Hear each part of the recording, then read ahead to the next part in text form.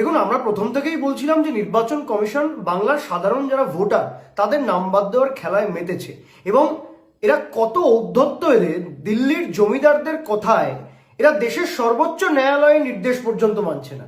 আজকে অভিষেক বন্দ্যোপাধ্যায় সমাজ মাধ্যমে যে হোয়াটসঅ্যাপের স্ক্রিনশটগুলো দিয়েছেন ভয়ঙ্কর, এবং পুরো ষড়যন্ত্রটা আজকে সামনে চলে এসেছে এবং অভিষেক বন্দ্যোপাধ্যায় নির্দিষ্টভাবে দেখিয়েছেন যে কিভাবে বিশেষ রোল অবজারভার সি মুরগান তিনি নির্দেশ দিচ্ছেন হোয়াটসঅ্যাপের মাধ্যমে মাইক্রো অবজারভারদের যে কিভাবে জন্মের প্রমাণপত্রের কাগজ সেগুলোকে বাতিল করে দিতে হবে।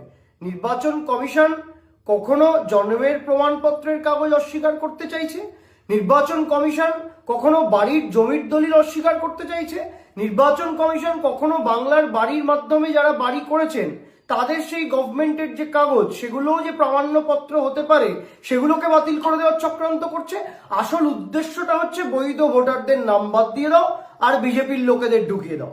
মমতা বন্দ্যোপাধ্যায়, অভিষেক বন্দ্যোপাধ্যায় প্রথম দিন থেকে যে অভিযোগ করে আসছিলেন যে হোয়াটসঅ্যাপের মাধ্যমে ষড়যন্ত্র চলছে, আজকে কলকাতায় বসে ডিস্ট্রিক্টের রোল অবজারভার সেখানকার লগ ইন করা হচ্ছে।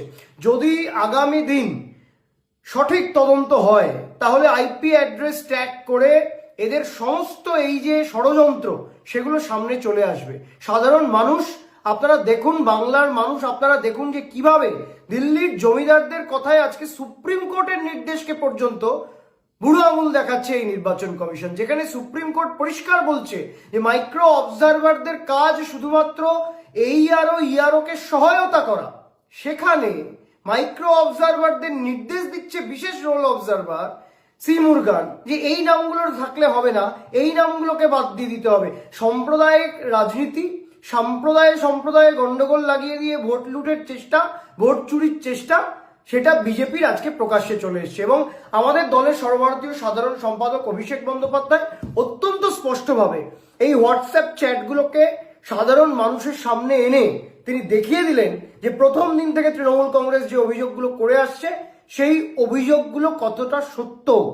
আজকে বিজেপির দিল্লির জমিদাররা তারা নিজেদেরকে দেশের সর্বোচ্চ ন্যায়ালয়ের থেকেও বড় মনে করছে। আমরা বলি যে বিধির বিধান কাটবে তুমি, এমন শক্তিমান বিজেপি তুমি নও। বিধির বিধান ঠিক হয়ে আছে। চতুর্থবার নবান্নে তৃণমূল কংগ্রেসের সরকার, মমতা বন্দ্যোপাধ্যায়ের সরকার। তাই আপনারা যতই চক্রান্ত করুন, যতই ষড়যন্ত্র করুন, আর যতই বাইরের রোল অবজারভারদের দিয়ে বাংলার লোকেদের নাম বাদ দেওয়ার চেষ্টা করুন, তৃণমূল কংগ্রেস এই লড়াইকে মাঠে যেমন লড়বে, ঘাটে যেমন লড়বে, ভোটে যেমন লড়বে, আগামী দিন আদালতেও আপনাদের কঠিন পরিস্থিতির সম্মুখীন হতে হবে। এবং আমরা তথ্য প্রমাণ সহ বাংলার সাধারণ মানুষের নাগরিকত্বের স্বার্থে এই লড়াই তৃণমূল কংগ্রেস, অভিষেক বন্দ্যোপাধ্যায়, মমতা বন্দ্যোপাধ্যায়ের দল জারি রাখবে এবং বাংলা বিরোধী বিজেপিকে কি করে বিসর্জন দিতে হয় তার জবাব তো মে মাসে পাওয়ার জন্য তৈরি থাকুন।